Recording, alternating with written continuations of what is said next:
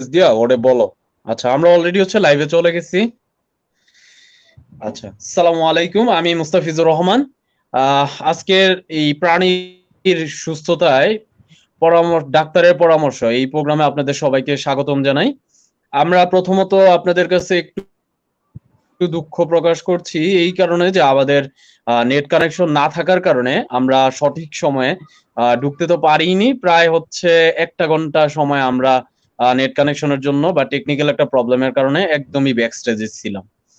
তো এখন আমাদের এটার জন্য আসলে আমরা একদমই, যেহেতু আমাদের কোনো হাত নেই, তো সেটার জন্য আমরা একদমই আমাদের ব্যক্তিগতভাবে প্রত্যেকের কাছ থেকে আমরা তারপরও আপনাদের কাছে দুঃখ প্রকাশ করলাম।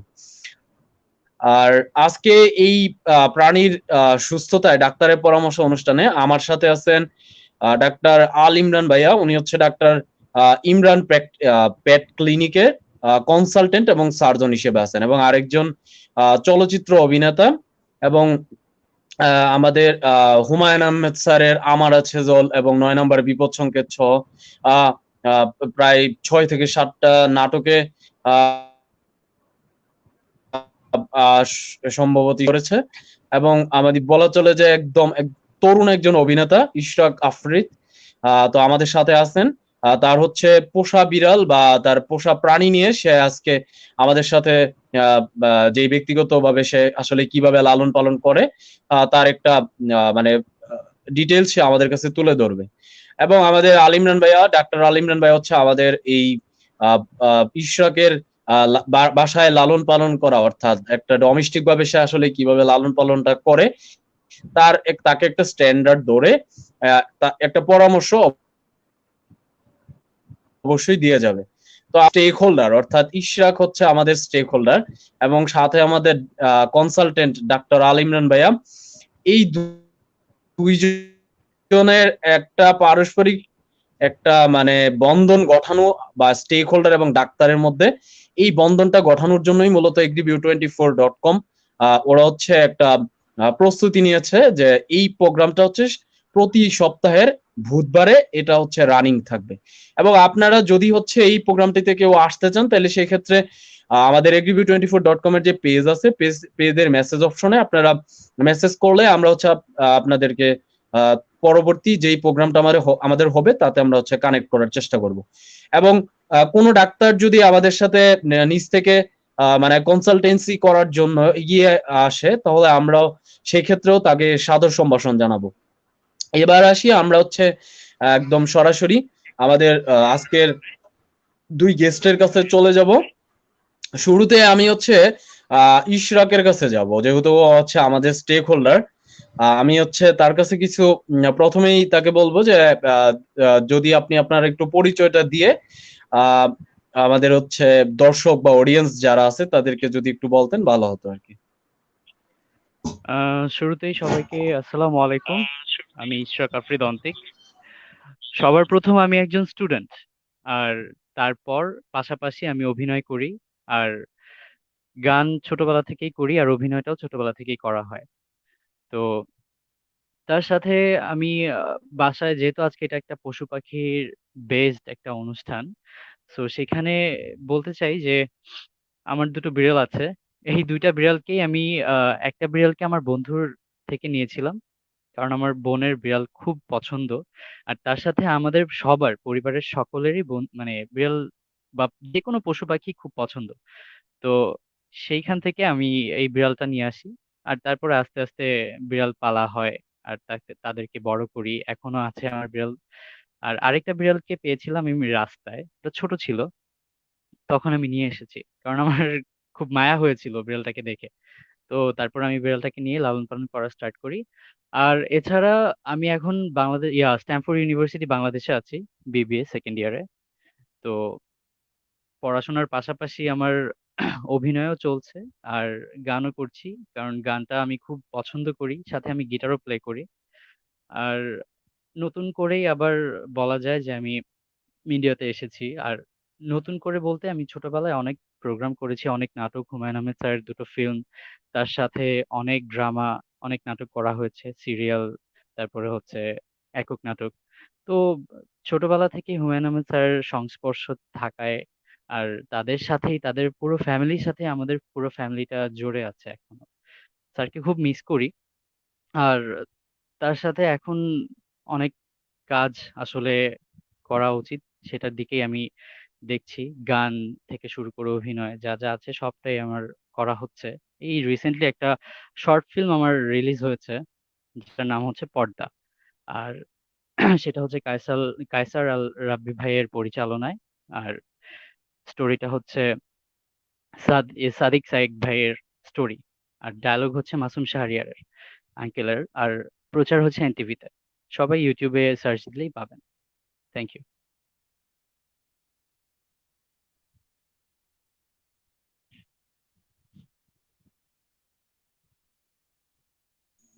আচ্ছা, আহ আমাদের প্রথমত ইশাকের কাছ থেকে আমরা হুমায়ুন আহমেদ স্যারের কথা শুনলাম। তারপর আজকের এই প্রোগ্রামটাতে আসলে আসলে যেটা হয় যে আমরা বলা চলে যে আমাদের মেইন ফোকাস হচ্ছে প্রাণীদের উপরে, আসলে আমরা কিভাবে তাদের স্বাস্থ্য বা তাদের সুরক্ষার জন্য আমরা মূলত কাজটা করি। আহ, হুম। সেই বেসিসটাতেই মূলত হচ্ছে আহ, আমাদের এই প্রোগ্রামের যে মেইন কনসেপ্ট। তো এখন জি। হচ্ছে আপনি আপনার এই যে পশু পাখির প্রতি এক ধরনের মমত্ববোধ বা হচ্ছে এক ধরনের ভালোবাসা, এই জায়গাটা আসলে আপনি কিভাবে পেয়েছেন, বা এই জায়গাটা আপনি তৈরি করেছেন কিভাবে, বা আপনার বাবা মা বা হচ্ছে আপনার ফ্যামিলিতে কারো কি এরকম মানে পশু পাখির প্রতি উৎসাহ ছিল কিনা, সেই জায়গাটা থেকে এই মানে তাদের প্রতি যে আন্তরিকতাটা সেটা কিভাবে পেলেন? সেটা আসলে বলা চলে, আমরা সকলেই সৃষ্টিকর্তার সৃষ্টি। তো আল্লাহ তো সবাইকেই পাঠিয়েছে দুনিয়াতে। তো আমার আমার দিক থেকে আমরা শুধু মানুষকেই কেন স্নেহ করব?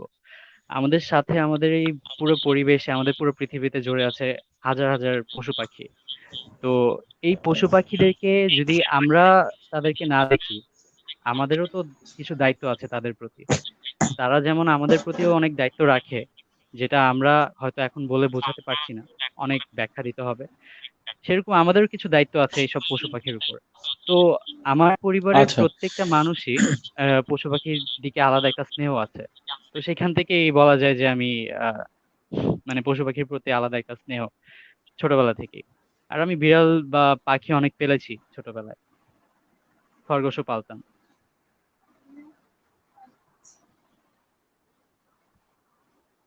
আমি হচ্ছে আমাদের আরেকজন অতিথি ডক্টর আল ইমরান ভাইয়া, আপনার কাছে আমাদের একটা কোশ্চেন বা হচ্ছে প্রথমে কোশ্চেনটা করার আগে অবশ্যই আপনি একটু আপনার পরিচয়টা একটু যদি আমাদের অডিয়েন্সদেরকে বলতেন তাহলে একটু ভালো হতো আর কি।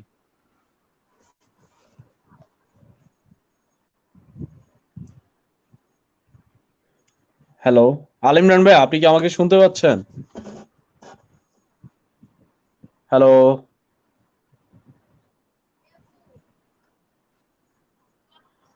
ভাই, আপনি কি আমাকে শুনতে পাচ্ছেন?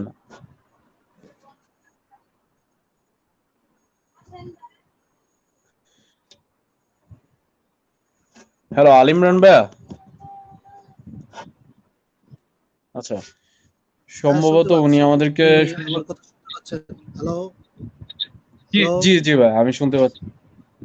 হ্যাঁ, আমি ক্লিয়ার, আমি শুনতে পাচ্ছি। হ্যাঁ, আমি শুনছি। তুমি কি আমার কথা শুনছো?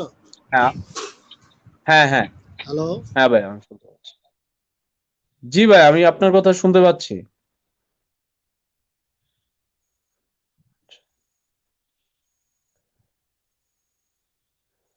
জি হ্যাঁ ভাইয়া, আমি হচ্ছে আপনার কথা শুনতে পাচ্ছি। আপনি আপনার হচ্ছে মাইকটা একটু অন করেন, মাইকটা একটু অন করেন, মিউট করা অবস্থায় আছে ওইটা, ওইটা মিউট করা অবস্থায় আছে।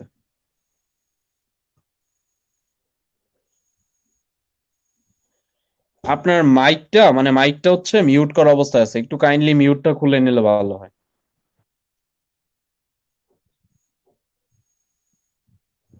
এই যে মোবাইলের স্ক্রিনে আপনি দেখেন উপরে মিউট করা আছে, ওইটা একটু খুলে নিলে ভালো হয়।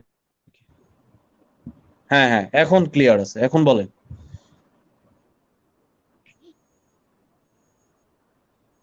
জি ভাই, এখন আপনি কন্টিনিউ এখন করতে তো পারেন। মিউট করা নাই।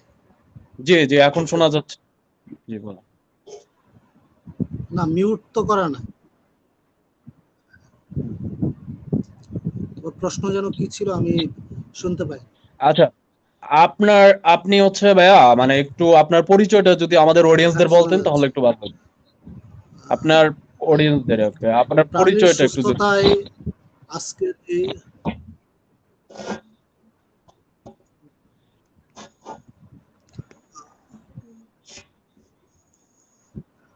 আমার নাম হচ্ছে ডাক্তার মোহাম্মদ আল ইমরান। আমি ডিবিএম পাশ করেছি পটুয়াখালী বিজ্ঞান ও প্রযুক্তি বিশ্ববিদ্যালয় থেকে।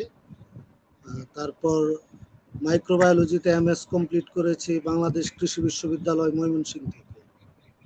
আমি দীর্ঘ লাস্ট 3 বছর যাবৎ এই প্যাট প্র্যাকটিসের সাথে জড়িত আছি এবং ঢাকায় প্র্যাকটিস করতেছি।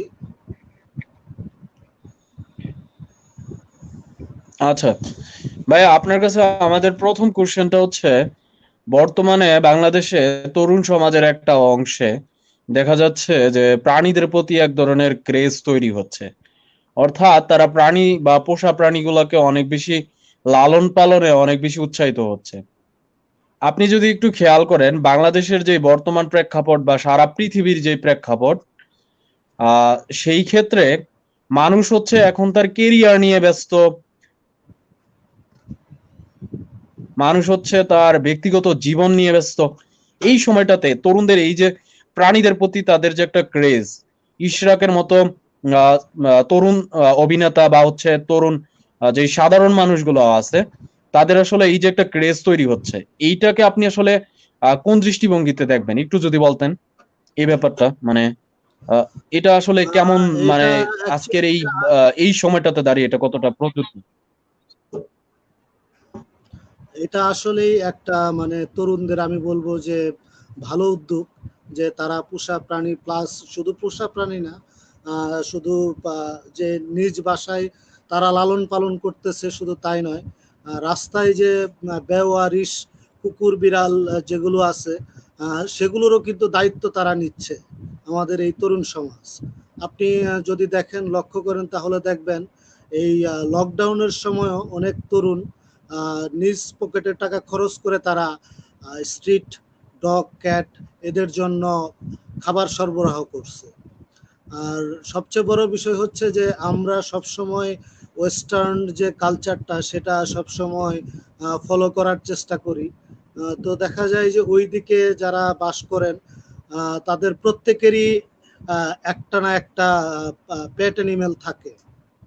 তারা যখন সকালে জগিংয়ে বের হয় কিংবা হাঁটার জন্য বের হয়, তারা কিন্তু একা বের ব্যাপার হয় না। হচ্ছে ভাইয়া, আমার কোশ্চেন আমার কোশ্চেনটা হচ্ছে যে আসলে আজকের যে প্রেক্ষাপটটা, যেই প্রেক্ষাপটে মানুষ হচ্ছে তার কেরিয়ার নিয়ে ব্যস্ত, মানুষ হচ্ছে তার মনে করেন তার ব্যক্তিগত জীবন নিয়ে ব্যস্ত, সেই সময়টাতে মানে পোষা প্রাণী যেটা হচ্ছে মানুষের তার একটা মানে শখ বলা চলে, এটা আসলে কোনো কম্পালসারি জিনিস না বা বাধ্যতামূলক আমাকে পালন আমি করতেই আমি হবে।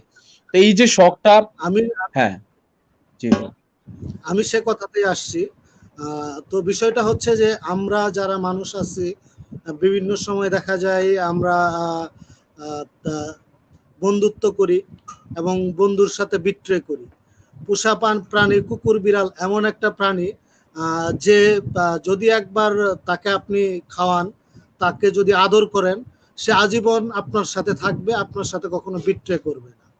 এটা হচ্ছে বর্তমান সময়ে যারা থাকে তাদের একটা চিন্তা ভাবনা। আরেকটা বিষয় হচ্ছে যে এখন অনেকেই ডিপ্রেশনে ভুগে। এই ডিপ্রেশন থেকে বের হওয়ার জন্য অনেকেই পোষা প্রাণী লালন পালন করে তাদের সময়টা তাদের সাথে ভালো কাটে, বা পোষা প্রাণীর সাথে খেলাধুলা করতে পারে। তো এই দৃষ্টিকোণ থেকেও আপনি ব্যাপারটা দেখতে পারেন। আর সবচেয়ে বড় কথা হচ্ছে যে পোষা প্রাণীগুলো তার যে ওনার এদের প্রতি খুবই কি বলবো যে মানে ভক্ত হয়। তারা কখনো চায় না এদের কোনো কিছুতে ক্ষতি হোক। তারা এতটাই আচ্ছা প্রভুভক্ত হয় আচ্ছা আচ্ছা। যে আমরা আমরা হচ্ছে যে ডাক্তার আল ইমরান ভাইয়ের কাছ থেকে মোটামুটি জানলাম যে আসলে কোন কোন দৃষ্টিভঙ্গির কারণে বর্তমান সময়টাতে পোষা প্রাণীর প্রতি তরুণদের যে উৎসাহ বা যে ক্রেজটা তৈরি হচ্ছে তা আসলে অনেকটাই যথার্থ বলা চলে। আরেকটা বিষয় আমি অ্যাড করব, আমাদের মধ্যে যারা হচ্ছে বিশেষ করে এমবিবিএস বা হচ্ছে হিউম্যান ডাক্তার এই জাতীয় পড়াশোনাগুলো করছে, তাদের ক্ষেত্রে এই পশু পাখির লালন পালন করাটা ছাত্র অবস্থায় খুব বেশি কাজে দেয়। কারণ হচ্ছে আহ, হঠাৎ করে হয়তো তার বাসায় পোষা প্রাণীটা হয়তো বা অসুস্থ হয়ে যায়, তো একটা হিউম্যান ডাক্তার কিন্তু ওই সময়টাতে তার বা এটা হিউম্যান শুধু না, এটা আমরা যারা ডিবিএম বা যারা ভেটেরিনারি মেডিসিন নিয়ে পড়ি ওদের ক্ষেত্রেও প্রযোজ্য, যে আমাদের বাসা বাড়িতে ছাত্র অবস্থায় ওই জিনিসগুলো থাকলে বা ওই পোষা প্রাণীটা থাকলে আমরা তার অসুস্থতার সময় যে লালন পালনটা করতেছি বা হচ্ছে তাকে যে দেখভালটা করতেছি, সেটা একটা ভালো আমার অভিজ্ঞতা এনে দেয়। সেই জায়গাটা থেকেও আমরা কিন্তু আসলে এই পশু পাখির লালন পালনের বিষয়টা বা এটাকে আমরা শুধুমাত্র শখের মধ্যে আবদ্ধ রাখবো না। এবার আসি আমি ইশরাকের কাছে, যে আপনি আসলে আপনার বাড়িতে যেই পোষা প্রাণী পালন করেন, তার হচ্ছে আপনি আপনার দেখা মতে, হ্যাঁ মানে হচ্ছে এখন পর্যন্ত এমন কি অসুখ বা হচ্ছে অসুস্থতার যে সিমটম, মানে যেসব দেখে আপনার মনে হয়েছে যে আসলে এটা আসলে খুব সমস্যা, হ্যাঁ মানে এই সমস্যাটা থেকে বিড়ালটাকে আসলে রক্ষা না করতে পারলে হয়তো বা সে আরো বড় ধরনের একটা বিপর্যয়ের মধ্যে চলে যাবে, একটু যদি বলতেন আমাদের। হ্যাঁ ভাইয়া, এখানে ব্যাপারটা হচ্ছে আমি যে জিনিসটা ফেস করেছি সেটা হচ্ছে আমাদের বাসায় যারা বিড়াল পালি তারা আহ তাদের একটা জিনিস মাথায় অবশ্যই রাখা উচিত, সেটা হচ্ছে আমাদের যে বারান্দাটা বা জালনা, এখান থেকে তারা বিড়ালরা কিন্তু খুব লাফালাফি করে, আবার ওই জানলার গ্রিলে উঠে এরা প্রায় পড়ে যেতে পারে। আমার বিড়ালই 2বার পড়ে গিয়েছে 5 তলা থেকে। তো এরপরে ডাক্তারের কাছে নিয়ে গেছিলাম 2বারই। তো তাদের মানে একটা বিড়ালই পড়েছিল, তার খুব ফ্র্যাকচার্ড হয়েছিল। এরপরে প্রায় বেশ কয়েকদিন হাঁটতেও পারেনি। আর তারপরে আস্তে আস্তে ট্রিটমেন্ট দেওয়ার পর ঠিক হয়েছে। আর সেকেন্ড থিং হচ্ছে হয়তো খাবারের কারণেই বা এরকম কোনো বিষয়ের কারণেই আমার বিড়াল বমি করে। প্রায় দেখলাম একটা বিড়ালই এরকম প্রায় বমি করছে। সে- আহ, তো এই ব্যাপারটা আমি আল ইমরান ভাইয়ের কাছ থেকে একটু জানতে চাই যে ব্যাপারটা কেন। আর সেকেন্ড থিং হচ্ছে যে আমরা যে বিড়ালটা পালি, এই মানে আমরা আমরা সবাই যে বিড়াল পালি, সেই বিড়ালের যে লোম, এই লোম থেকে কি কোনো রোগ সৃষ্টি হতে পারে বা এরকম কিছু, এই ব্যাপারটাও ক্লিয়ার হওয়ার দরকার। আচ্ছা, আল ইমরান ভাইয়ের কাছে ইশরাক দুইটা কোশ্চেন বা দুইটা প্রশ্ন করেছে, যে প্রথম প্রশ্নটা হচ্ছে যে বিড়াল বমি করে, তো এই ওর মনে হচ্ছে যে বিড়াল বমি করার কারণটা হয়তো বা খাওয়া দাওয়া থেকে হতে পারে। আর হচ্ছে বিড়ালের যে লোম, সেই লোম থেকে আসলে তার কি কোনো ধরনের রোগ জীবাণু ছড়াতে পারে কিনা, এই দুইটা কোশ্চেনের উত্তর যদি একটু দিতেন তাহলে হচ্ছে অডিয়েন্সরা অনেক আহ, উপকৃত হতো। প্রথম কোশ্চেন হচ্ছে বিড়ালের বমি কেন করে। বমি করার অনেক কারণ থাকতে পারে, যেমন ধরেন আপনার ব্যাকটেরিয়াল, ভাইরাল, তারপরে আপনার যদি রোটেন ফুডও একটা ইম্পর্টেন্ট ফ্যাক্টর বমি করার জন্য। অ্যাজ ইউজুয়াল যে ফুডগুলো তাকে দেওয়া হয়, যদি হঠাৎ করে সাডেনলি যদি খাবারটা চেঞ্জ করে দেওয়া হয়, কিংবা খাবারটা যদি বাসি থাকে, যদি একটু রটেন থাকে, তাহলে হয়তো সে বমি করতে পারে।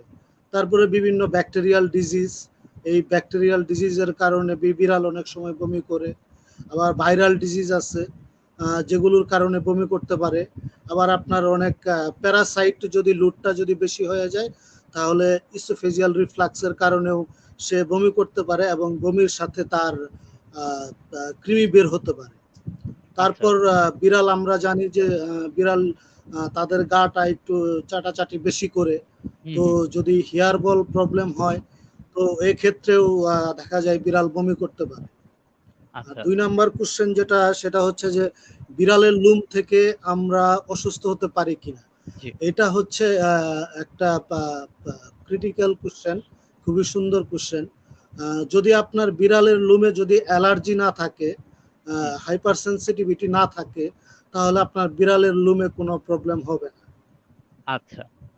আর আরেকটা কোশ্চেন ছিল, সেটা হচ্ছে যেহেতু আমরা যে বিড়ালটা পালি, যদি আমাদের বাসা আহ, উপরে থাকে 5-6 তলা বা 4 তলা, এমন অবস্থায় তো বিড়াল আর বের হতে পারে না।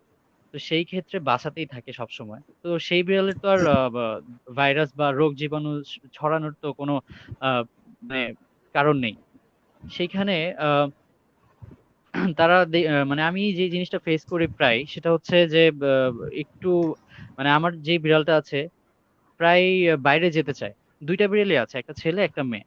তো প্রায় বাইরে যেতে চায়, গ্রিল থেকে চলে যেতে চায়। তো এই ব্যাপারটায় কি করা যায়, বা কিভাবে কি পদক্ষেপ নেওয়া যায়?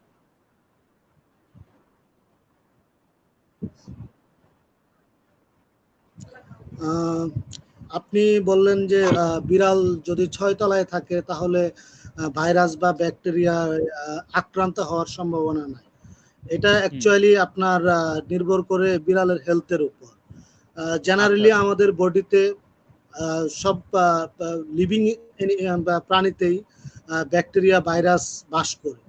যখন হুম। আমাদের হেলথ কন্ডিশনটা একটু উইক হয় তখন তারা রোগ সৃষ্টি করার সক্ষমতা অর্জন করে। সো আচ্ছা। যদিও আপনার বিড়াল 6 তলায় থাকে, তার মানে এই না যে সে অসুস্থ হবে না। অবশ্যই সে অসুস্থ হতে পারে যদি সিজনাল ওয়েদার যদি হঠাৎ করে চেঞ্জ হয়ে যায়, যার ফলে যদি বৃষ্টি টিষ্টি হয়, কিংবা অনেক সময় ধরে যদি আপনি একটু গোসল করান, কিংবা যদি একটু লো গ্রেড ফুড খাওয়ান, তাহলে দেখা যাবে যে সে তার ইমিউনিটি সিস্টেমটা একটু উইক হয়ে যাবে। এই উইক হওয়ার হুম। সুযোগ নিয়ে আপনার বডিতে থাকা নর্মাল যে অর্গানিজম গুলো আছে সেগুলো গ্রো এবং মাল্টিপ্লাই করে রোগ জীবাণু রোগ সৃষ্টি করবে। আর আরেকটা কথা বললেন যে জানালা এবং বারান্দা, এটা যারা হাই রাইজ বিল্ডিং এ থাকে তাদের জন্য একটা ক্রুশিয়াল পয়েন্ট। কারণ বিড়ালদের সেন্সিটিভিটি অনেক বেশি। হুম। তারা হুম। বাইরের স্টিমুলিত অনেক বেশি প্রতিক্রিয়া দেখায়। হুম। সাপোজ ধরেন আপনার ব্যালকনিতে, যদি খোলা ব্যালকনি থাকে সেখানে যদি একটা পাখি যদি বসে আর সে যদি বিড়াল যদি সেটা দেখে, তাহলে বিড়াল চেষ্টা করবে পাখিটাকে ধরার জন্য। ধরতে গিয়ে হুম। সে হুম। লাফ দিবে। লাফ দেওয়ার ফলে এই সে তো জিনিসটাই। জানে না যে ব্যালকনির পরে ফাঁকা, যার ফলে সে উপর থেকে পড়ে যাবে। হুম। সো এটা প্রিভেন্ট করার জন্য সবচেয়ে ভালো উপায় হচ্ছে যে আপনার ব্যালকনি বলেন জানালা বলেন এগুলোকে ক্যাট প্রুফ করা। আচ্ছা। আচ্ছা, জি, আমি জি, হচ্ছে থ্যাংক ইউ। ক্যাট প্রুফই হচ্ছে। আমাদের ইমরান ভাইয়ের কাছে আমি হচ্ছে কিছু আবার ব্যক্তিগত একটা অবজারভেশন থেকে আমি হচ্ছে দুই একটা প্রশ্ন তুলি। প্রথম প্রশ্নটা হচ্ছে, আমি হচ্ছে এই পর্যন্ত প্রায় 2 থেকে 3 জনের মতো আমি পেশেন্ট বা হচ্ছে পেশেন্টের ওনার বলা চলে তাদেরকে পেয়েছি, যারা কিনা হচ্ছে আমাকে ফোন দিয়ে বললো যে তাদের হচ্ছে বিড়াল বমি করে এবং বমি করে। তো একটা সময় হচ্ছে তাদের সেই বিড়ালের বমি বন্ধ করার জন্য তারা হচ্ছে একটা ইনজেকশন দেয়। সেই ইনজেকশনটা সম্ভবত এমিস্টেট এমিস্টেট ইনজেকশনটা দেয় সে বমিটা অফ করার জন্য। এবং পাশাপাশি তারা যে কাজটা করে যে একটা যেটা র্যাব যেটা বলা হয়, ওই 20 মিলিগ্রামের যে ট্যাবলেটটা আছে ওই ট্যাবলেটটা খাওয়ায়। এবং আহ, একটা সময় দেখা যায় যে বমিটা অফ হয়েছে, অর্থাৎ তার ডিহাইড্রেশন যে ব্যাপারটা আছে সেটার কারণে হয়তো বা সে খায় না, বা হচ্ছে হঠাৎ করে সে হচ্ছে উইকনেস এর কারণে সে হয়তো ঝুমতে থাকে। তো এই যে ব্যাপারগুলা, বা একটা সময় দেখা গেছে যে বিড়ালটা মারাই গেছে। তো এই যে মানে বমি থেকে ইদানিং যে সমস্যাটা দেখতেছি, বমি থেকে হঠাৎ করে এই বিড়ালের মারা যাওয়া পর্যন্ত পৌঁছায় যাওয়া, অর্থাৎ বমিটাকে অত বেশি মানুষ হচ্ছে খেয়াল করে না যে জিনিসটা তো বমি করতেছে এটা ঠিক হয়ে যাবে। হুম। আবার অনেকের আছে ডায়রিয়া নাই বিড়ালের, কিন্তু আবার অনেক বিড়াল আছে শুধু ডায়রিয়া নাই, শুধু বমি করতে করতে মারা গেছে। তো এইটার সলিউশনটা আসলে কিভাবে আসবে? আর আশেপাশে অনেক সময় ভেটেরিনারিয়ানদের সবসময় পাওয়া যায় না। তো ওই সময়টাতে আসলে কিভাবে তার ওই প্রতিরোধ ব্যবস্থাটা করা লাগবে, একটু যদি বলতেন আমাদের অডিয়েন্সরা একটু উপকৃত হতো।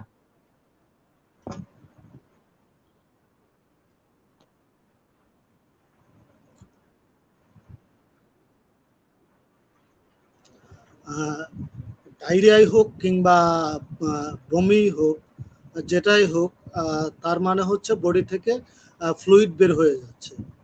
যদি বডি থেকে ফ্লুইড বের হয়ে যায় তার মানে বডিটা ডিহাইড্রেটেড হয়ে যাচ্ছে। আর বেশি পরিমাণে যদি ডিহাইড্রেটেড হয়ে যায় তাহলে সে হাইপোভলিমিক শকে মারা যাবে, এটাই হচ্ছে স্বাভাবিক। সো যদি কোনো বিড়াল ডায়রিয়াই হোক অথবা বমি হোক, সর্বপ্রথম তাকে যত বেশি পারা যায় তাকে স্যালাইন খাওয়ানো লাগবে যেন সে হাইড্রেটেড থাকে। বমি করুক, কোনো প্রবলেম নাই, বমি করার পরই তাকে স্যালাইন খাওয়ানো লাগবে যেন যে পরিমাণ ফ্লুইড তার বডি থেকে বের হয়ে গেছে সেই পরিমাণ ফ্লুইড যেন তার বডিতে রিস্টোর হয়। যদি এটা করা যায় তাহলে প্রাণটা বাঁচানো যাবে। ধরেন আপনি বমি করতেছে কিন্তু আপনি ইনজেকশন ওষুধ খাওয়াচ্ছেন, কাজ হচ্ছে না, তাহলে কিন্তু আপনার লাভ নাই, বিড়ালটা আলটিমেটলি মারা যাবে।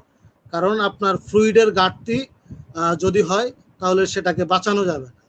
সো আপনি ইমিস্টেট ইনজেকশন দেন আর এনসেট ইনজেকশন দেন, যেটাই দেন সেটার সাথে অবশ্যই আপনাকে ফ্লুইড রিস্টোর করার ব্যবস্থাটা করতে হবে।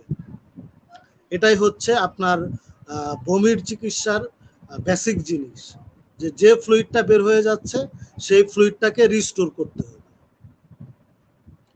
আচ্ছা, এখন অনেক সময় দেখা যায় যে স্যালাইনটা মুখে দেয়া হয়, বাট হচ্ছে মুখ থেকে সে আবার ড্রপ করে ওইটা হচ্ছে গ্রাউন্ডে ফেলে দেয়।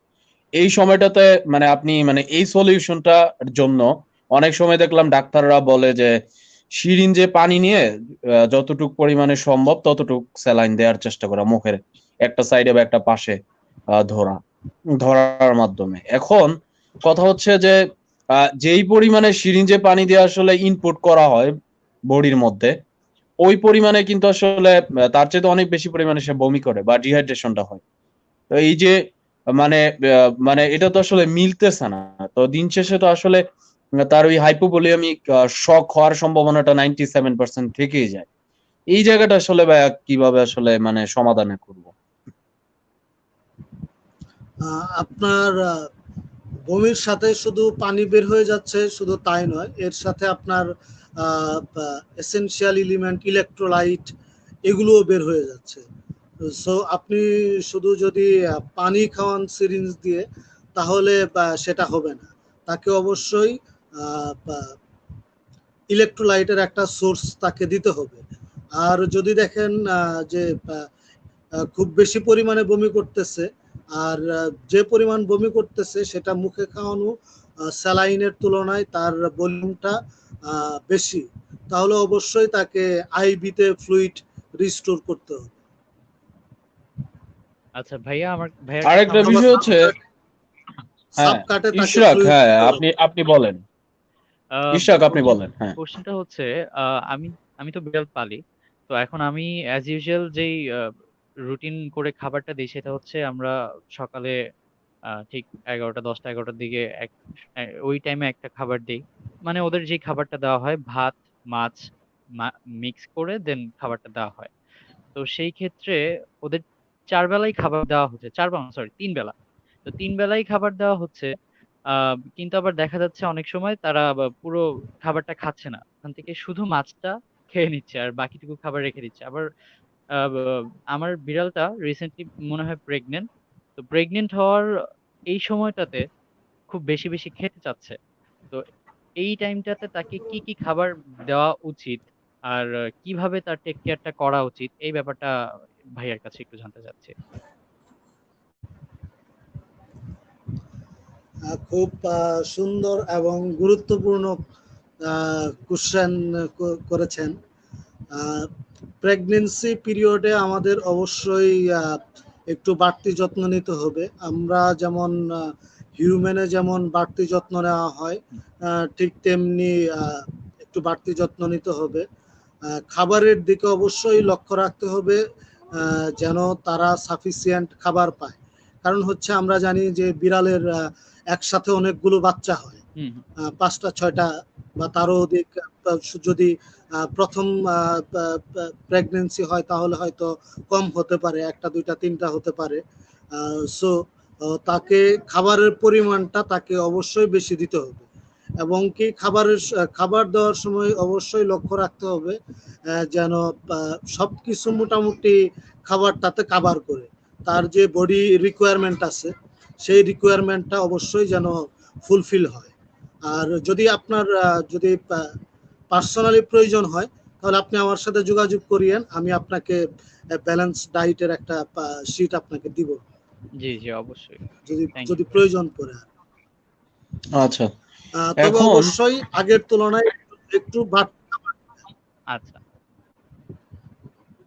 আচ্ছা, আমাদের মধ্যে যে প্রবলেমটা হয় যে অ- অনেক সময় বিড়াল বলি বা আমরা হচ্ছে বাসায় যদি আমরা অন্য কোনো একটা মানে যে কোনো একটা খরগোশ বা লালন পালন করি, সেক্ষেত্রে একটা সময় আপনার দেখা যায় যে এদের হচ্ছে রেস্টের একটা ব্যবস্থা বা হচ্ছে এদের বা দেখা যায় যে এরা অনেক সময় হয়তো এরা হয়তো সবার বিদেশি বিড়াল নাই অনেকের, তো দেশি বিড়াল, তো সেই ক্ষেত্রে এই যে মানে মানে অভ্যস্ততাটা তৈরি হয় না, মানে এই জায়গাটা বা এই যে অভ্যাসের ব্যাপারটা, এই অভ্যাসের জায়গাটা তৈরি করার জন্য মানে প্রাথমিকভাবে আসলে কি করা সম্ভব, মানে কি করা যায়?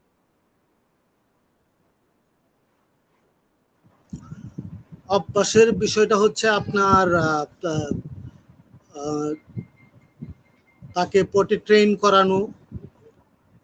যে বিষয়টা অভ্যাস বলতে এখানে আপনার মূল যে বিষয়টা হচ্ছে তার যে পটি পি এটা ট্রেনিং দেওয়া, যে সে যেন একটা নির্দিষ্ট জায়গায় নির্দিষ্ট সময় না হোক, তার নির্দিষ্ট জায়গায় যেন সে তার মলমূত্র ত্যাগ করে। তার জন্য আপনি এটাকে ছোট থেকেই ট্রেনিং দিতে হবে। আপনি ধরেন একটা বিড়াল, ছোট বিড়াল খাওয়া দাওয়া করলো, খাওয়া দাওয়া করার ১০ মিনিট পরে তাকে আপনি তার যে জায়গাটা, লিটার যেটাকে বলা হয়, পটি পি করার জন্য যে জায়গাটা নির্দিষ্ট করা থাকে তাকে বলে লিটার। সেই লিটারে আপনি নিয়ে যাবেন, নিয়ে যাওয়ার পরে একটু আপনি জেন্টলি টিস্যু দিয়ে তার পটি করার পি করার রাস্তায় একটু রাব করবেন, একটু ঘষবেন, তাহলে সে সেখানে পটি বা পি করবে।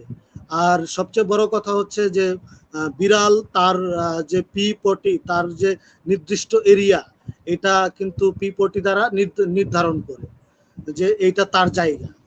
যদি তাকে ২-৩ বার তার লিটারে নিয়ে এটা করানো যায় তাহলে সে তারপর থেকে একা একাই সে সময় হলে তার লিটারে চলে যাবে এটা করার জন্য।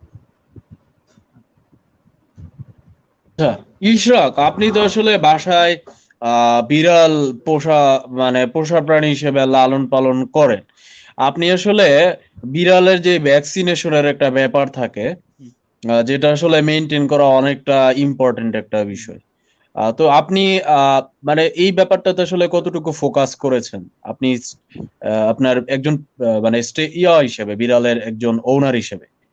হ্যাঁ, এই বিষয়টায় আমি আরো আগেই কনসার্ন ছিলাম। যখন বিড়াল নিয়ে এসেছি, তখনই আমি ২ টা বিড়ালকে একসাথেই ইনজেকশন দিয়েছি আরকি। মানে ভ্যাকসিন। তো র‍্যাবিস নেমের মেবি একটা ভ্যাকসিন আছে। মানে আমার নামটা ঠিক মনে পড়ছে না। তো ২ টা বিড়ালকে আমি প্রপার ভ্যাকসিনেশন করিয়ে দেন বাসায় এনেছি। বিকজ আমি জানি যে বিড়ালের খামচি অথবা কামড় থেকে মানে অনেক রোগ হতে পারে। তো এই ব্যাপারটায় সবাইকে খেয়াল রাখা উচিত, আই থিংক। আচ্ছা, আহ আল ইমরান ভাইয়ার কাছে আমার হচ্ছে এই ভ্যাকসিনেশনের অ্যাডভান্স স্টেজ বা হচ্ছে ভ্যাকসিনেশনের জন্য আসলে কি ধরনের পদক্ষেপগুলো নিতে পারে, ভাইয়া যদি আরেকটু অ্যাডভান্স লেভেলে একটু বলে দিতেন, তাহলে হয়তো বা ইশরাক সহ অন্যান্যদের একটু সুবিধা হতো, বা আপনাদের কাছে কিভাবে যাবে এই ব্যাপারগুলা নিয়ে একটু যদি বলতেন। অ্যাকচুয়ালি প্যাট অ্যানিমেলের ভ্যাকসিন হচ্ছে ২ ধরনের, একটা হচ্ছে কোর ভ্যাকসিন আর একটা হচ্ছে নন কোর ভ্যাকসিন। কোর ভ্যাকসিন যেটা সেটা হচ্ছে যে অবশ্যই বিড়াল কিংবা কুকুর এদেরকে দিতে হবে। যদি না দেন তাহলে ফিউচার তাদের মৃত্যু ঝুঁকি থেকে যাবে। বিড়াল এবং কুকুরের কিছু মারাত্মক রোগ হয় যেগুলোতে দেখা যায় প্রায় 90%কে রিকভার করা সম্ভব হয় না, এগুলো মারা যায়। তো বিড়ালের যে ভ্যাকসিনগুলো অ্যাভেলেবল আমাদের বাংলাদেশে পাওয়া যায় সেগুলো হচ্ছে নবিভ্যাক, তারপরে কোয়াড্রিক্যাট, বীরব্যাক, এগুলোই সাধারণত বেশি ব্যবহৃত হয়। আর কুকুরের ক্ষেত্রে আপনার ব্যবহৃত হয় ইউরিক্যান, নবিভ্যাক, এগুলো ব্যবহৃত হয়। তো প্রত্যেকটা ভ্যাকসিনের শিডিউল আবার তাদের যে ম্যানুফ্যাকচারার কোম্পানি আছে তাদের দ্বারা ডিজাইন করা। যেমন ধরেন নবিভ্যাক ভ্যাকসিন বিড়ালের ক্ষেত্রে 6 থেকে 8 সপ্তাহ বয়সে আপনি প্রথম পুশ করতে পারেন। দ্বিতীয় ডোজটা হচ্ছে আপনার 8 থেকে 12 সপ্তাহ, অথবা আপনি 2-1 সপ্তাহ যদি আগে পিছে হয় তাহলে কোনো প্রবলেম নাই। তারপর এটাকে আপনার ইয়ারলি দিতে হবে। আর কুকুরের ক্ষেত্রে হচ্ছে বিড়ালের ক্ষেত্রে র্যাবিস ভ্যাকসিন, আরেকটা র্যাবিস ভ্যাকসিন দিতে হয়। এটা যখন বিড়ালের বয়স 3 মাস হয় তখন এই র্যাবিস ভ্যাকসিনটা দিতে হয়। আমাদের এখানে সাধারণত লক্ষ্য করা যায় যে 3 মাস বয়সে সাধারণত সবগুলো ভ্যাকসিন একত্রে দেওয়া হয়। র্যাবিস প্লাস কম্বাইন্ড যে ভ্যাকসিন গুলো আছে এগুলো সব একত্রে 3 মাস বয়সে দেয়। কিন্তু যে নর্মাল যে শিডিউল সেটার থেকে একটু পরে, এতেও কোনো প্রবলেম নাই। প্রবলেম হচ্ছে যে আপনার কিছু ফেটাল ডিজিজ আছে বিড়ালের, যেমন ফিলাইন প্যানলিউকোপেনিয়া, তারপর ফিলাইন ক্যালিসি ভাইরাস ইনফেকশন। এই ডিজিজগুলো 3 মাসের আগেই হওয়ার সম্ভাবনা বেশি থাকে, পরেও হতে পারে। তবে 3 মাসের আগে যদি হয় তাহলে এগুলোকে চিকিৎসার মাধ্যমে সুস্থ করা অনেকটাই কঠিন। আর যদি বয়স্কদের হয় তাহলে হয়তো তারা একটু বেশি সময় দেয় চিকিৎসার, কিন্তু কিটেন যেগুলো এগুলোর ক্ষেত্রে সময় খুব কম পাওয়া যায়। তাই সঠিক সময়ে ভ্যাকসিন দেওয়াটা খুবই জরুরি। আচ্ছা ইশরাক, আপনি কি মানে আপনার বিড়ালকে মানে চিকেন স্টক যেটাকে বলা হয়, অর্থাৎ একটা বিড়াল অর্থাৎ একটা মুরগির মাংসকে আপনি যখন সিদ্ধ করবেন, সেই সিদ্ধ মাংস থেকে আপনি হচ্ছে সিরিঞ্জের মাধ্যমে পানিটা বের করে অনেক সময় আপনার এই বমি অবস্থায় হচ্ছে ইলেকট্রোলাইট বা এই ধরনের ব্যাপারগুলোকে সাপ্লাই করার জন্য চিকেন স্টকটা দেয়া হয়। তো আপনি কি আসলে আপনার বাসায় যখন হচ্ছে এই বিড়ালের এই ধরনের সমস্যা সৃষ্টি হয় তখন হচ্ছে মানে আপনি এইভাবে কি আসলে কখনো আপনার বিড়ালকে আসলে কি কোনো সাপ্লাই করেছেন ইলেকট্রোলাইট, চিকেন স্টক বা এই জাতীয় ব্যাপারগুলো থেকে? এই ব্যাপারটা আমার ঠিক জানা ছিল না, আপনি বলার পরে এই ব্যাপারটা জেনেছি। এর যখন এরকম বমি করেছে আরেকটু তখন কাছে যদি মাইকটা নিয়ে নিতেন ভালো হতো আর হ্যাঁ, কি। আচ্ছা। হ্যাঁ। এই ব্যাপারটা আসলে আমার তেমন জানা ছিল না। তো যখন বমি করে বা করেছে তারপর তাকে পানি খাইয়েছি, তারপরে খাবার দিয়েছি, তারপরে সে খেয়ে নিয়েছে, কিন্তু এর পরে কি করা উচিত এই ব্যাপারটা আমি আসলে কনসার্ন ছিলাম না। থ্যাংক ইউ আপনার বলার কারণে আমি আজকে আচ্ছা জানতে পারছি। আচ্ছা, আরেকটা বিষয় হচ্ছে আমি আল ইমরান ভাইয়ের কাছে হচ্ছে একটা কোশ্চেন রাখবো। আহ, তা হচ্ছে যে বিড়ালের যখন হচ্ছে প্রচুর পরিমাণে বমি হয় ওই সময়টাতে অনেকে কি করে হচ্ছে দেখা যায় যে নর্মাল রেগুলাতে যে খাবারগুলা খাওয়ায় তাই দিতে থাকে, কিন্তু এটা তো আসলে বিড়ালের জন্য ওই অবস্থাতে বমি কখনোই বন্ধ হওয়ার মতো না। ওই সময়টা তো আসলে কি এমন খাবার অর্থাৎ যে সেদ্ধ খাবারগুলো আসলে দেয়া হয় বা দেয়া প্রয়োজন, এরকম কিছু খাবারের নাম যদি একটু বলতেন তাহলে হচ্ছে মানে অনেকের জন্য মানে বমিটা বন্ধ করাটা একটু সহজ হয়ে যেত।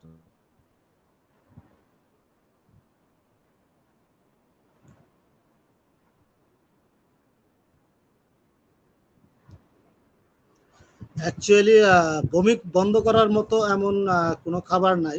তবে সহজেই যেন সে খাবারটা গিলতে পারে এবং সহজেই যেন হজম করতে পারে, তার জন্য আমরা সবসময় সাজেস্ট করি যেটা সেটা হচ্ছে চিকেন স্টক সাজেস্ট করি, রাইস স্যালাইন এটা সাজেস্ট করি। তারপর আপনি ধরেন যদি বিড়াল যদি ভাত খায় তাহলে ভাতটা একটু নরম করে রান্না করে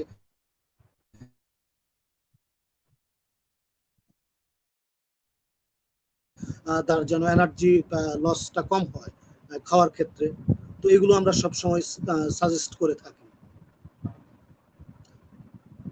একটা ব্যাপার হচ্ছে বিড়াল হচ্ছে যখন জ্বর হয়, এটা হচ্ছে আমার ইশরাকের কাছে এই প্রশ্নটা। আরো কিছু বিষয় সাজেস্ট আপনি ওই করা হয়, জ্বর অবস্থায় যেমন ধরেন যখন বমি করে তখন আমরা বলি যে ফ্রাইড কোনো কিছু যেন না দেওয়া হয়।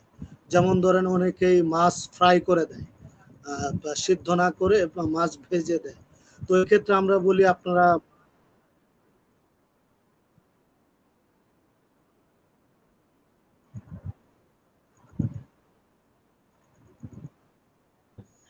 তো এখন হচ্ছে ইশরাকের কাছে আমার যে প্রশ্নটা, যে বিড়ালের অনেক সময় জ্বর হয়, তো ওই সময়টাতে আহ, আপনি আসলে জ্বরের ট্রিটমেন্ট আসলে কিভাবে দেন? এটা আপনি আপনার দিক থেকে বলার পর আমি হচ্ছে আরেকটা কোশ্চেন হচ্ছে ভাইয়ার কাছে রাখবো।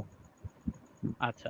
আহ, এই ব্যাপারটায় আসলে আমি আরেকজন ভেটকে জিজ্ঞেস করেছিলাম, তো উনি আমাকে বলেছেন যে যখন এরকম ফিল হবে যে তার কোনো জ্বর হয়েছে, তখন বা ব্যথা হচ্ছে বা কোনো কিছু এরকম প্রবলেম হচ্ছে, তখন আমরা আমাদের মানুষের জন্য যেই নাপা ট্যাবলেট বা এই টাইপের যেই সব ট্যাবলেট গুলো আছে, সেটাই হাফ করে খাবার পরে তাদেরকে খাওয়াতে। তো আমিও এর আগে এরকম ভাবেই করেছিলাম, যার কারণে পরে দেখি বিড়াল মোটামুটি সুস্থ। বাট এটার প্রপার যেই আহ, জিনিসটা, সেটা এখনো আমি হয়তো কনসার্ন। আচ্ছা, আমি হচ্ছে ডাক্তার আল ইমরান ভাইয়ের কাছে হচ্ছে একটা মানে মানুষের মধ্যে প্রচলিত বা বলা চলে যে অনেকে বিভিন্নভাবে ব্যাপারটা হচ্ছে মানে একটা ডিসকোর্সের মধ্যে চলে আসছে। আহ, তা হচ্ছে যে মানে বিড়াল হচ্ছে যখন জ্বর হয় তখন হচ্ছে নাপা, প্যারাসিটামল বা হচ্ছে এই জাতীয় যে ঔষধগুলা আছে, বা আমরা অ্যাসপিরিন জাতীয় ঔষধগুলো আছে, এগুলা হচ্ছে বিড়ালের জন্য অনেক একটা হচ্ছে বিষাক্ত একটা ব্যাপার হয়ে যায়। অর্থাৎ এগুলো হচ্ছে মানুষের জন্য যদিও উপকারী, বাট বিড়ালের জন্য এগুলো এক ধরনের বলা চলে যে এক ধরনের বিষের মতো। এবং এটার একটা রিজন হিসেবে বলা হয়েছে যে এটা নাকি আমাদের বিড়ালের বডির মধ্যে যদি এনজাইম না থাকে, ওই এনজাইমটা থাকে না বেসিক্যালি, তো না থাকার কারণে ওই মানে প্যারাসিটামল বা হচ্ছে নাপা বা হচ্ছে অ্যাসপিরিন জাতীয় ঔষধগুলো কাজ করে না। এই ব্যাপারটাতে ভাইয়া আপনি একটু যদি এঙ্গেজ করতেন আমাদের ভালো হতো আর কি।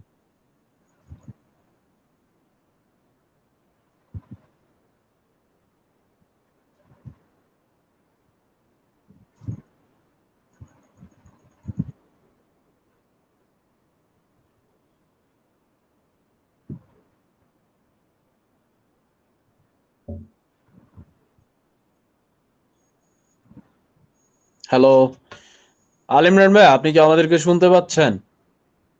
দয়া করে।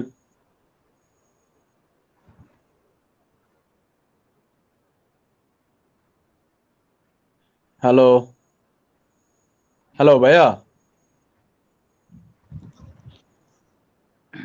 অ্যাকচুয়ালি বিষয়টা হচ্ছে যে আমরা যে ওষুধগুলো খাই এগুলো বডিতে ভাঙার জন্য অবশ্যই কিছু এনজাইমের প্রয়োজন হয়। বিড়ালের ক্ষেত্রে প্যারাসিটামলকে ভাঙার জন্য যে এনজাইমটা প্রয়োজন বিড়াল সেটা তৈরি করতে পারে।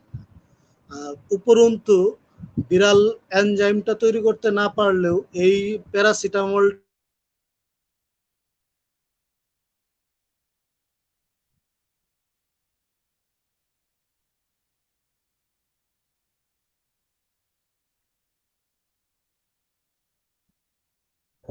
ইশরাক, আপনি কি ভাইয়াকে শুনতে পাচ্ছেন? না, ভাইয়ার নেটে না, হয়তো কি একটু মনে প্রবলেম। হচ্ছে? হয়তো নেটে একটু জি প্রবলেম জি। হচ্ছে আমার। আচ্ছা ভাইয়া আসতে আসতে আপনার কাছ থেকে আমরা একটা উম, মানে একটা বিষয় একটু জানি, তা হচ্ছে যে বিড়ালের এই সময়টাতে মানে এই গ্রীষ্মকালের এই সময়টাতে মানে আপনি আসলে কিভাবে আসলে তাকে এখন লালন পালনের ব্যাপারটাকে অন্যান্য যেই দিনগুলা যেমন বর্ষা বলেন বা হচ্ছে শীতকালীন ব্যাপার থেকে একটু ব্যতিক্রম বলা চলে, তো এই সময়টাতে আপনি আসলে কিভাবে তাকে লালন পালন করছেন? এই সময়টায় আসলে বিড়ালদের ঘুমানোর জায়গা হচ্ছে হয়তো আমাদের মানে মাঝে মধ্যে আমাদের সাথেই ঘুমায়। আমি যেখানে ঘুমাই আমার সাথেই ঘুমায়, অথবা আমার ছোট বোন যেখানে ঘুমায় ওর সাথেই ঘুমাচ্ছে। আবার দেখা যায় যে গ্রীষ্মকালে বিড়াল মানে যে রুমটায় এসি, সেই রুমটায় প্রায় সারাদিনই এসির মধ্যেই বসে থাকে। তো আহ, এই জিনিসটা আমি লক্ষ্য করেছি যে হয়তো গ্রীষ্মকালে বিড়ালদের গরম লাগে। যার জন্য এসির এখানে এসে বসে থাকে। কিন্তু এটা কতটা ঠিক বা সঠিক এটা ঠিক আমার জানা নেই। আমি আবার এটাও শুনেছি যে শীতকালে বা অন্যান্য যেকোনো সময় বিড়ালের ঠান্ডার খুব প্রবলেম হয়। মাঝে মধ্যে হাঁচি কাশি দেয়। তো এসিতে রাখাটা আসলে ঠিক নাকি ব্যাঠিক এটা আমি ঠিক কনসার্ন না। কিন্তু প্রায় এসে দেখি যে সে বসে থাকে এসি রুমে। তো এই ব্যাপারটাও আমার আসলে একটু জানা উচিত। আচ্ছা, আমরা আপনার এই কোশ্চেনের যে উত্তরটা তা হচ্ছে আমরা আমাদের ডাক্তারের কাছ থেকে অবশ্যই জানবো বা হচ্ছে কানেক্ট হলে। এর আগে আমরা হচ্ছে হুম। একটু জেনে নিব যে আপনি আপনার যে বিড়াল পালন করছেন, আপনার এই বিড়ালটা কি হুম। আসলে দেশি জাতের নাকি হচ্ছে ওই পার্সিয়ান জাতের যে বিড়ালগুলা তার মতো? একটা বিড়াল হচ্ছে দেশি বিড়াল, প্রপার দেশি। আরেকটা বিড়াল হচ্ছে ব্রিডের। হাফ দেশি, হাফ বাইরের আরকি মিক্সড। তো যেই বিড়ালটা ব্রিড সেটা হচ্ছে আমি বাইরে পেয়েছিলাম। তো তখন তাকে নিয়ে আসি।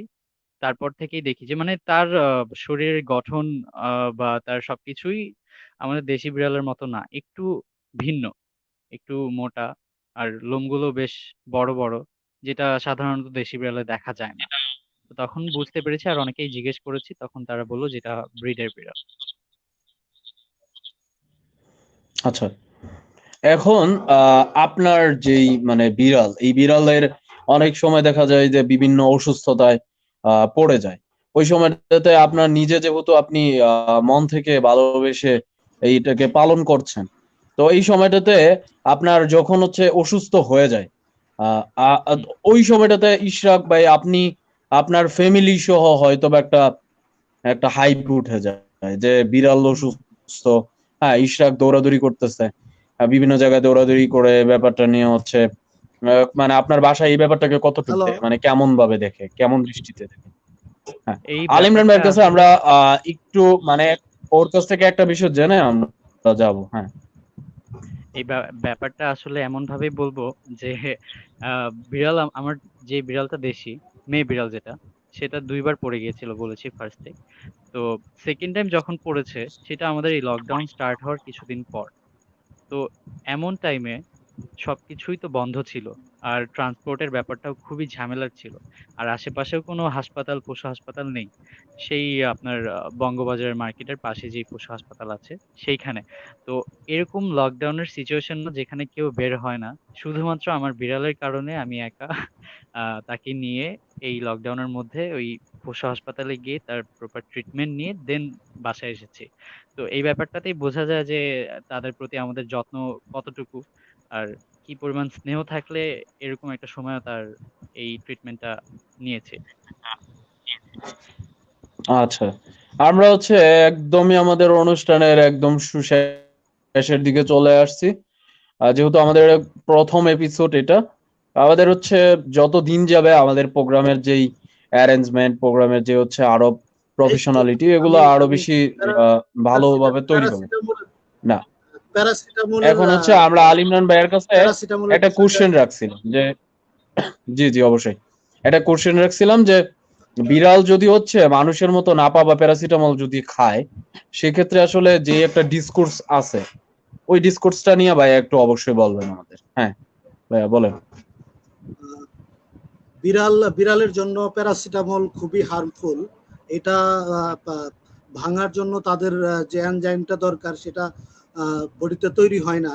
উপরন্তু এই প্যারাসিটামলটা কমপ্লেক্স কিছু যৌগ গঠন করে এবং এই যৌগগুলো সরাসরি ইফেক্ট করে লিভার এবং কিডনিতে, যার ফলে দেখা যায় যে যে বিড়ালদের দীর্ঘমেয়াদী কিংবা ওভার ডোজে প্যারাসিটামল খাওয়ানো হয়, দেখা যাবে যে তাদের ঘাম প্রথম কিছু লক্ষণ দেখা যাবে, যার মধ্যে ঘামের কালার চেঞ্জ হয়ে যাবে। তারপরে দেখা যাবে মুখ ফুলে গেছে এবং তাদের কিডনি ফেইলিওরও হতে পারে এবং লিভার ড্যামেজ হয়ে মারাও যেতে পারে। সো আমি যারা আমাদের এই লাইভ প্রোগ্রাম দেখতেছেন তাদেরকে বলবো আপনারা কোনো ঔষধি ভেটেরিনারিয়ানের পরামর্শ ছাড়া খাওয়াবেন না। আর আমি আরেকটা কথা বলতে চাই, সেটা হচ্ছে যে ডিওয়ার্মিং।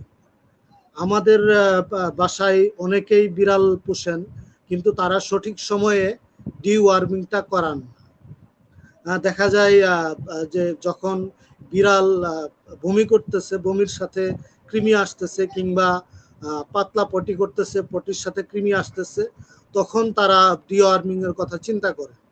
সো আমি সবাইকে বলবো যে আপনারা 3 মাস পর পর ডিওয়ার্মিং করাবেন। ডিওয়ার্মিং এর ডোজটা খুব ইজি। আপনি যদি আজকে খাওয়ান, তাহলে 7 দিন অথবা 14 দিন পরে আরেকটা ডোজ করাবেন। একই পরিমাণ ঔষধ আপনি 2বার দিবেন, তাহলে আপনার ডিওয়ার্মিংটা কমপ্লিট হবে। সো আমি আশা করব বিড়াল বমি করুক, কৃমি বের হোক আর না বের হোক, আপনারা সময় মতো ডিওয়ার্মিংটা অবশ্যই করাবেন, এবং এতে আপনার পোষা প্রাণীটা সুস্থ থাকবে।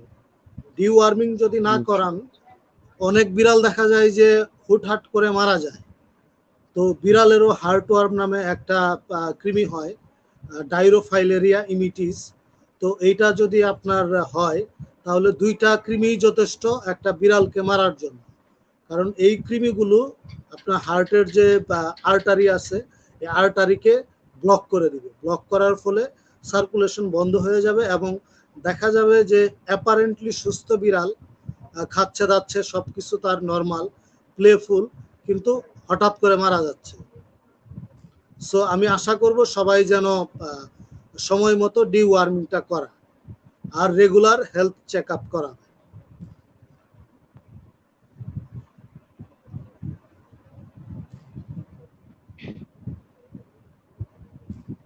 এর কাছে আমাদের হচ্ছে একটা প্রশ্ন থাকবে যে একদম যেহেতু চলচ্চিত্র অভিনেতা, আপনি আসলে এই বিড়ালের প্রতি বা আপনাদের এই যে যারা হচ্ছে যে আপনার চলচ্চিত্র জগতের মানুষ, বা আমরা যাদের বলতে পারি যে একটা রূপালী জগতের মানুষ, তারা বেশিরভাগ সময় এই ব্যাপারগুলোতে অনেক বেশি আগ্রহী থাকে। তো মানে এটা আসলে করার কারণটা কি? মানে আমরা বেশিরভাগ সময়ই দেখি যে নায়ক নায়িকা বা হচ্ছে গায়ক গায়িকা বা এই জগতের মানুষগুলো অনেক বেশি পশুপালনের প্রতি আগ্রহী থাকে। এটার কারণটা আসলে কি বলে মনে হয় আপনার কাছে?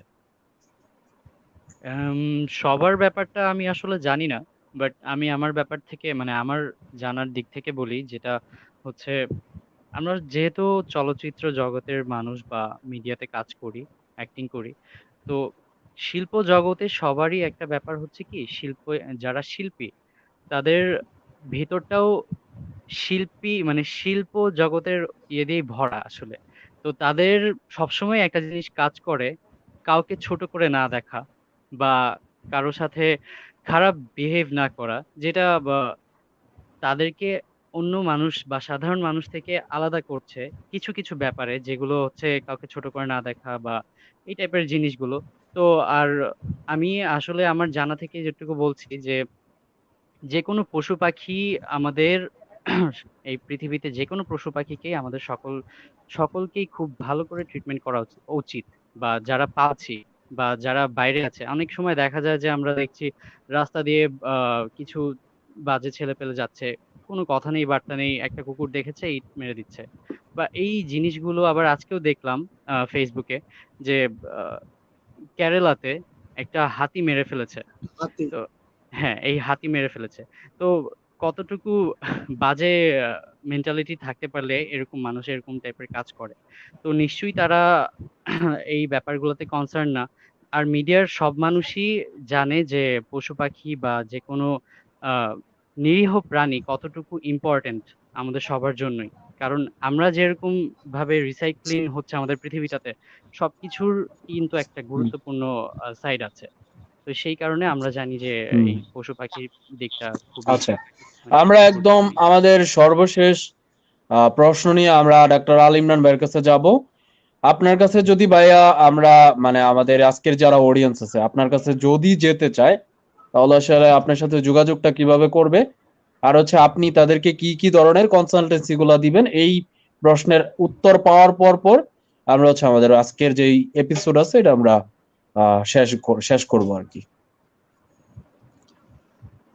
একটু সংক্ষেপে চেষ্টা করবেন ভাইয়া। হ্যাঁ। কি কি ধরনের কনসালটেন্সি? আমি সাধারণত প্র্যাকটিস, যে কোনো প্রবলেম, চিকিৎসা, যে কোনো প্রবলেমে যদি পড়ে তাহলে আমার কাছে আসতে পারে চিকিৎসার জন্য, হেলথ চেক আপের জন্য। তারপর আপনি সার্জিক্যাল কেস, যেমন আপনার ধরেন হচ্ছে মানে স্পেন। বিড়াল বা হচ্ছে অন্যান্য যত ধরনের প্যাট অ্যানিমেল গুলো আছে আপনি শুধুমাত্র এদের চিকিৎসাটাই করে থাকেন, তাই তো? হ্যাঁ, পেট ডাক্তার অ্যানিমেলের আলিম, চিকিৎসা করি। আর আপনার পেট অ্যানিমেলের আহ, চিকিৎসা আপনি কোন জায়গাতে আমার একটু বসেন যদি বলতেন আমি কোন বসি হচ্ছে আপনার হচ্ছে কারওয়ান বাজার। কারওয়ান বাজার। কারণ বাজার? আচ্ছা, আহ, জি। আচ্ছা, ঠিক আছে। যে কোনো তাহলে সার্জিক্যাল হচ্ছে কেস, আমরা তার জন্য আসতে পারেন। আচ্ছা, আমরা আমাদের আজকের এই অনুষ্ঠান যতটুক টেকনিক্যাল প্রবলেম প্রথমে ফেস করে প্রবেশ করলাম, তারপরে আমাদের একটু বেশি স্ট্রেস চলে আসছে, তো যার কারণে আমরা মানে আমাদের প্রোগ্রামটা আরেকটু এঙ্গেজমেন্টের দিকে যাওয়ার কথা থাকলো, আমরা অতভাবে করতে পারি নাই। তো তার জন্য আমরা আমাদের অডিয়েন্সদের বা কাছে আমরা প্রথমে দুঃখ প্রকাশ করলাম, এবং শেষে আবারও দুঃখ প্রকাশ করছি যে আপনাদের অনেক প্রশ্ন হয়তো ছিল, আমরা তার উত্তর দিতে পারিনি। তবে আমাদের প্রতি বুধবার এই প্রোগ্রামটা হচ্ছে থাকবে, এবং আপনাদের কারো যদি কোনো কিছু বা কোনো আপনাদের পোষা প্রাণী নিয়ে যদি কোনো কিছু জানার থাকে অবশ্যই আমাদেরকে জানাবেন। এবং ইশরাক আফরিদ আম, তার মতো এরকম যারা বিড়ালের ওনার বা হচ্ছে এরকম পোষা প্রাণীর ওনার, তারা হচ্ছে আমাদের এখানে অতিথি হিসেবে থাকতে পারবেন। তো সেজন্য আপনারা আমাদের agribee24.com এর যে পেজ আছে, পেজের মধ্যে আপনার হচ্ছে মেসেজ অপশনে গিয়ে আমাদেরকে মেসেজ করলে আমরা হচ্ছে আপনাদেরকে পরবর্তী প্রোগ্রামে নিয়ে আসতে পারবো। তো আজকে আমাদের সাথে চলচ্চিত্র অভিনেতা ইশরাক এবং হচ্ছে আমাদের কনসালটেন্ট এবং সার্জন ডক্টর আল ইমরান, তাদের কাছে অনেক বেশি কৃতজ্ঞ যে তারা আজকে আমাদের এই প্রোগ্রামটাতে সময় দিয়েছে। এবং আহ ইশরাকে ইশরাকের জন্য শুভকামনা রইলো এবং তার পোষা প্রাণীর জন্য শুভকামনা থাকলো। এবং ডক্টর আল আর ইমরান ভাইয়ের কাছে আপনারা যোগাযোগ করতে পারেন। হ্যাঁ, আর আমি আসলে অনেক বেশি কৃতজ্ঞ, কারণ এত সুন্দর একটা প্রোগ্রামে আমি মানে গেস্ট হিসেবে এসেছি। আমার কিছু কিছু ব্যাপার খুব জানার দরকার ছিল, যেটা আমি আপনাদের সাথে প্রোগ্রামটা না করলে হয়তো জানতাম না। তো থ্যাংক ইউ আপনাদের সবাইকে যে আমাদের এই লাইভটা দেখার জন্য। আর মুস্তাফিজ ভাইকে আর আল ইমরান ভাইকে অনেক অনেক ধন্যবাদ। আমি তাহলে আজকের ধন্যবাদ মতো দিতে আমরা চাই হ্যাঁ agriview24.com কে এরকম একটি সুন্দর অনুষ্ঠান করার জন্য। আমি আরো ধন্যবাদ দিতে চাই আমাদের আজকের হোস্ট মুস্তাফিজুর এবং অতিথি ইশরাক আফরিদ, আহ, আমার সাথে ভালো সময় কাটানোর জন্য। Thank you. আচ্ছা, আমরা আহ, আজকের মতো আমাদের প্রোগ্রামের সমাপ্তি ঘোষণা করলাম। আমাদের পরবর্তী প্রোগ্রাম রাত 10টা এবং বুধবারে, এবং আমাদের হচ্ছে পেজের মধ্যে সবসময় একটা আপডেট আসবে, আপনারা পেজটা ফলো করতে পারেন। ধন্যবাদ সবাইকে, আজকের মতো বিদায় নিলাম। আসসালামু আলাইকুম।